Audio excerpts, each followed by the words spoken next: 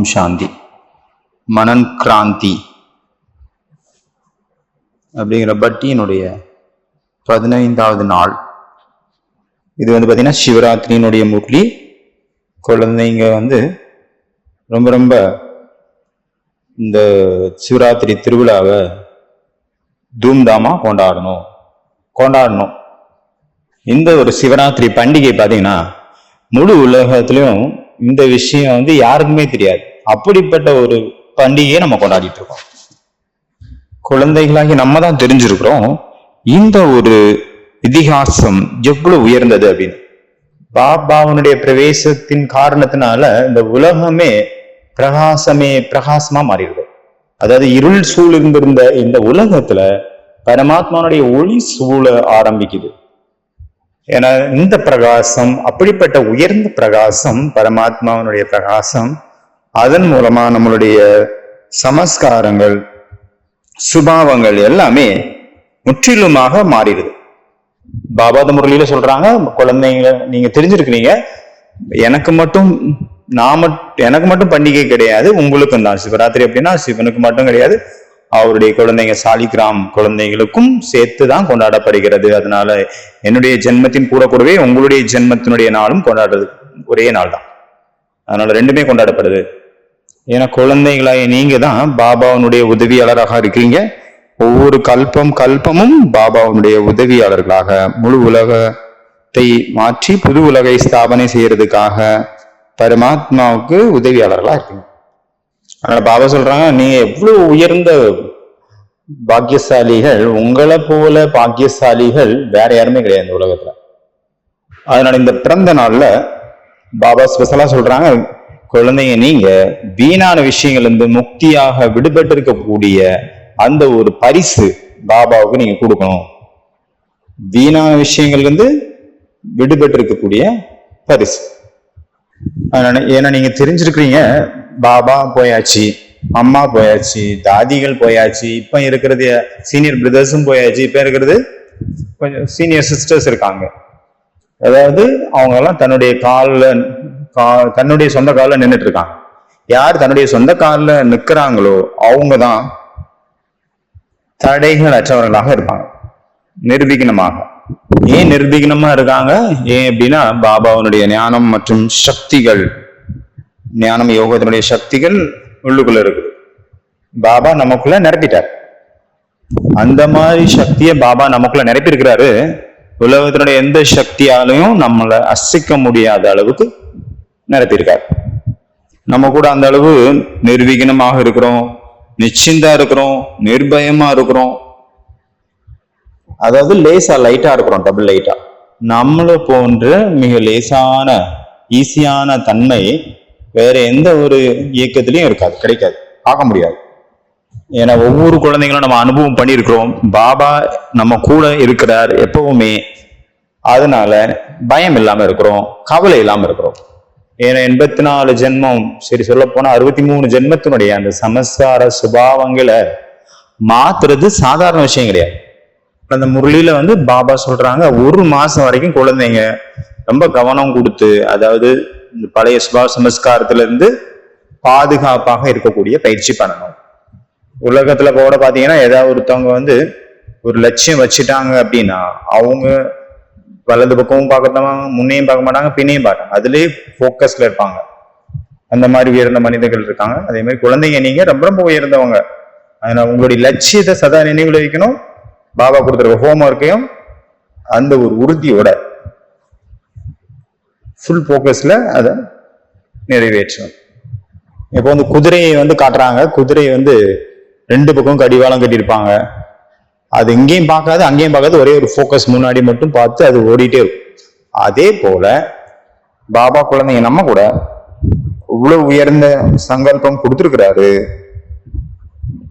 அவ்வளவு உயர்ந்த மரியாதைகள் கொடுத்திருக்கிறாரு, ஸ்வமான் கொடுத்திருக்கிறாரு. அந்த உயர்ந்த ஸ்வமானத்துல நம்ம நிலைச்சிருந்தோம் அப்படின்னா உங்களுடைய கண்கள் வேறு யாரு மேலேயும் போய் மூழ்காது. உங்களுடைய கண்கள்ல எப்பவுமே பாபா மட்டும்தான் இருப்பார், வேற எந்த மனிதர் ஆத்மாக்களும் இருக்க மாட்டான், இந்த பொருட்கள் மேலேயும் போகாது. அதனால நமக்குள்ள இந்த ஒரு எண்ணம் வந்துருச்சு, அதாவது சர்வசக்திவான் வேர்ல்ட் ஆல்மைட்டி அத்தாரிட்டி பரம்பிதா பரமாத்மா சிவா எப்பவுமே ஒவ்வொரு ஸ்டெப்லயும் என் கூடவே இருக்கிறார் அப்படிங்கிற எண்ணம் இருக்கும்போது உள்ளுக்குள்ள அந்த உணர்வுகள் நம்மளை வந்து கவலையற்றவர்களாகவும் பயமற்றவர்களாகவும் மாத்திரும்.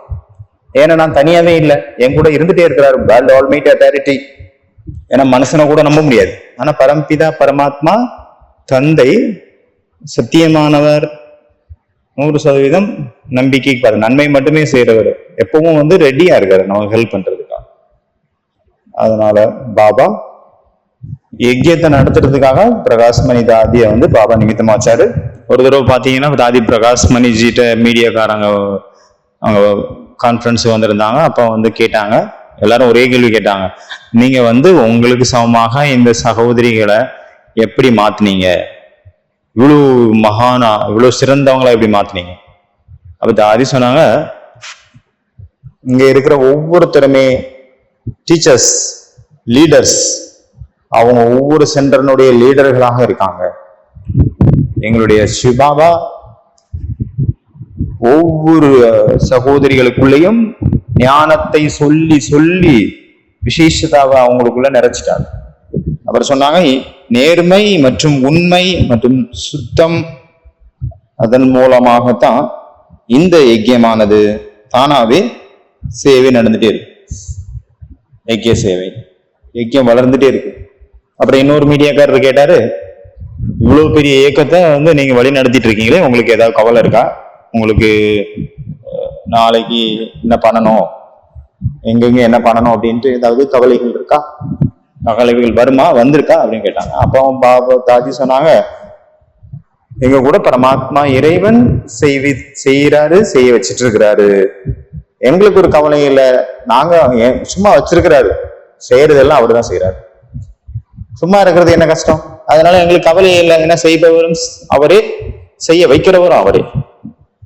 ஏன்னா அடுத்தது என்ன நடக்கணும் எங்களுக்கு கவலையே இல்லை. ஏன் அப்படின்னா பாபா பரமாத்மா எங்க கூட இருக்கும்போது நன்மையை தவிர வேற எதுவும் நடக்க வாய்ப்பே இல்லை அப்படின்னு சொன்னாங்க. அதாவது இன்னைக்கான ஃபர்ஸ்ட் பாயிண்ட் பாத்தீங்கன்னா நிர்வீக்னம். அதை நம்ம பார்த்துட்டோம். ஃபர்ஸ்டே தடை ரூபத்திலிருந்து எப்படி விடுபடுறது, நிர்வீக்னமாக எப்படி இருக்கும், நிர்பயமத்தோட எப்படி இருக்கும் அப்படிங்கிறத நம்ம ஏற்கனவே பார்த்தாச்சு. அடுத்தது ரெண்டாவது பாயிண்ட் அவதாரம். ஃபர்ஸ்ட் பாயிண்ட் அவதாரம், ரெண்டாவது பாயிண்ட் நிர்வீக்னம், தடைகள் அற்றவர். இந்த ரெண்டு பத்தியும் பார்த்தாச்சு. இனி மூணாவது பாயிண்ட் பார்த்தீங்கன்னா ஸ்டாப். இதான் மூணாவது பாயிண்ட். ஒரு தடவை பார்த்தீங்கன்னா தாதி ஜானகி தாதி லண்டன்ல இருந்து சொன்னாங்க மீட்டிங்ல. அப்போ வந்து பார்த்தீங்கன்னா 3:45 தான் பாட்டு பாடிட்டு இருந்தது, அமிர்த வேலை பாட்டு. அப்ப தாதி சொன்னாங்க பெரிய தாதிகிட்ட, தாதி இந்த 3:45 பாடுற பாட்டை 3:30 பாடிடுச்சுன்னா ஈஸியா ரெடி ஆயிட்டு நமக்கு யோகாவுக்கு வந்துடும். ஒரு 15 நிமிஷம் நம்ம எக்ஸ்ட்ரா யோகா டைம் கிடைக்கும், பாபாவுடைய நினைவுடைய டைம் அதிகாலையில அப்படின்னு சொன்னாங்க. உடனே தாதியும் ஓகேன்னு ஏத்துக்கிட்டாங்க. அதுல இருந்து 3:30 இந்த பாட்டு பாடுது, அமிர்த வேலை எழுவாய் குழந்தாய் அப்படின்னு. அந்த மாதிரி அவ்வளவு ஒற்றுமை இருந்தது தாதிகளுக்குள்ள. ஒருத்தவங்க சொன்னதை இன்னொருத்தவங்க ஏத்துக்கிட்டாங்க. ஒரு தடவை பாத்தீங்கன்னா சுப்ரீம் கோர்ட்டினுடைய ஜட்ஜு கிருஷ்ணா அவர் பேரு, அவருடைய மனைவி வந்து சரீரம் விட்டாங்க. இவர் தனியா இருந்துட்டு இருந்தாரு. இவருக்கு வந்து ரொம்ப டிஸ்டர்ப் ஆயிட்டாரு, தூக்கமே வர்றதில்ல ராத்திரி. ஒரு நாள் அவருக்கு தெரியாமலே தூங்கிட்டாரு. அப்ப வந்து பாத்தீங்கன்னா நம்ம ஆஷா தீதி இருக்காங்க, பாண்டவ ஓம் சாந்தி பவன், அந்த ஆஷா தீதி அவருடைய கனவுல வந்திருக்காங்க. கனவுல வந்து உங்களுக்கு வந்து உண்மையான அமைதி வேணும் அப்படின்னா பாண்டவ பவன் வாங்க, அங்க உள்ள பாடத்தை கேளுங்க, அங்க தியான பயிற்சி பண்ணீங்கன்னா உங்களுடைய அமைதி வந்து உங்களுக்கு கிடைக்கும். அப்புறம் நிறைய சென்டர்ஸ் மற்றவங்களுக்கும் இது கிடைக்கிற மாதிரி பண்ணணும் அப்படின்னு சொன்னா அவரு தேடி கண்டுபிடிச்சு வந்துட்டாரு பாண்டவ பவனுக்கு. அவர் பாண்டவ பவன்ல கேட்ல என்டர் ஆகும்போது பார்த்தா அங்கே ஆசாதீதி நின்று இருக்காங்க. அப்ப ஆசாதீதிட்ட அவர் போய் சொல்றாரு, நீங்க தான் என்ன கூப்பிட்டு வந்தீங்க, ஞாபகம் இருக்கா, என் கனவுல வந்தீங்க, வாப்பா, இப்படி உண்மையான அமைதி வேணும்னா அங்க வா, அப்புறம் நீ சென்டர் ஓபன் பண்ணோம், மற்றவங்களுக்கு இந்த சேவை பண்ணனா இன்னும் உனக்கு சுகம் சாந்தி இன்னும் அதிகமா கிடைக்கும் அப்படின்னு சொன்னீங்க அப்படின்னு. தாதி அந்த தீதிக்கு ஒண்ணுமே புரியல. ஆஷா தீதி என்ன பேசிட்டு இருக்காரு இவரு, நான் எப்ப போனேன். அப்புறம் சொன்னாரு, கனவுல தான் நீங்க வந்தீங்க, இங்க வர சொன்னீங்க அப்புறம் ஒரு 3 நாள் கோர்ஸ் எடுத்தாரு. முத நாள் ராத்திரியே பாத்தீங்கன்னா நல்லா தூங்கிட்டாரு. காலையில வந்து சாப்பிட்டுட்டு இருக்கும்போது சொன்னாரு, நான் இன்னைக்குதான் ஒரு 6 மாசம் கழிச்சு நல்லா தூங்கினேன் நிம்மதியா. 30% இன்னைக்கு கேட்ட கிளாஸ்னால என்னுடைய நெகட்டிவ் எல்லாம் ஆயிடுச்சு. நான் வந்து 30% பாசிட்டிவ் வைப்ரேஷன் நல்லா ஃபீல் பண்றேன் அப்படின்னாரு. அப்புறம் 3 நாள் கோர்ஸ் முடிச்சிட்டாரு. முடிச்ச பிறகு ஜெகதீஷ் பாயை மீட் பண்ணாரு. ஜெகதீஷ் பாயை மீட் பண்ணி ஜெகதீஷ் பாயோட சங்கத்துல வரும்போது அவர் அவ்வளவு குஷி அனுபவம் பண்ணாரு. அவருடைய லைஃபே மாறிடுச்சு. பிரம்மாகுமார் ஆயிட்டாரு.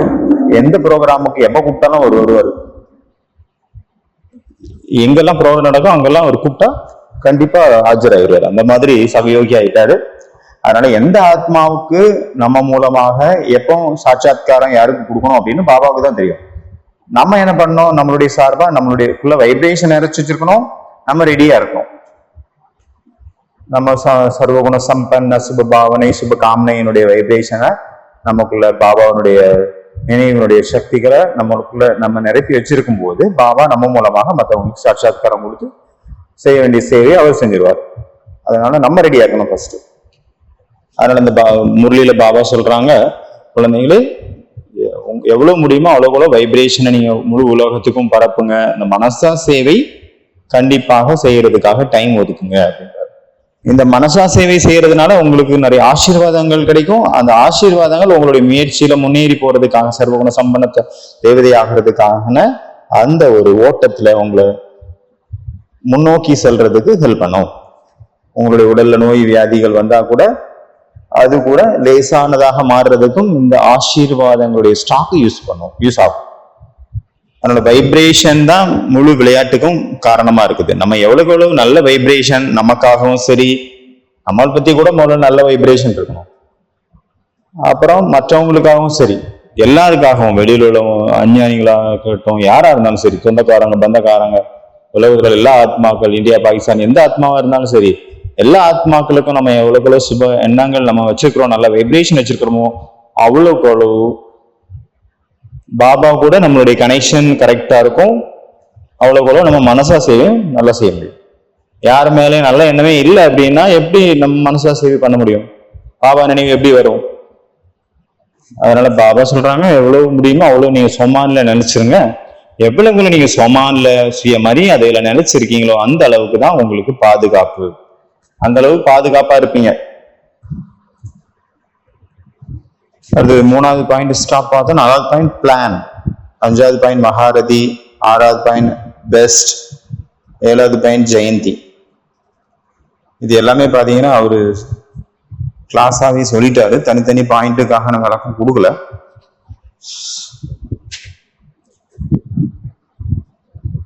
அதனால பாண்டவபவன் வந்து சாதாரணமான இடம் கிடையாது. ரொம்ப ரொம்ப உயர்ந்த, மிக மிக சாந்தியினுடைய அலைகள் நாலாபுறமும் பரவி இருக்கக்கூடிய மிக உயர்ந்த இடம். இங்க இருக்கிறவங்க நீங்க கூட சாதாரணமானவங்க கிடையாது. நீங்க எப்ப சாதாரணமா நினைக்கிறீங்களோ அப்போ அந்த வைப்ரேஷன் கம்மியாயிரும். ஆனா நம்ம மனிதர்கள் எப்படி இருக்காங்களோ அதை பொறுத்துதான் அந்த இடம் அமையும். அதனால உங்களுடைய வைப்ரேஷன் தான் நிறைஞ்சிருக்கு. அதனால உங்களுடைய எண்ணங்கள் எப்பவுமே உயர்வாக இருக்கணும். அப்ப அந்த இடம் தானாகவே உயர்வாக மாறிடும். अच्छा, ओम शांति।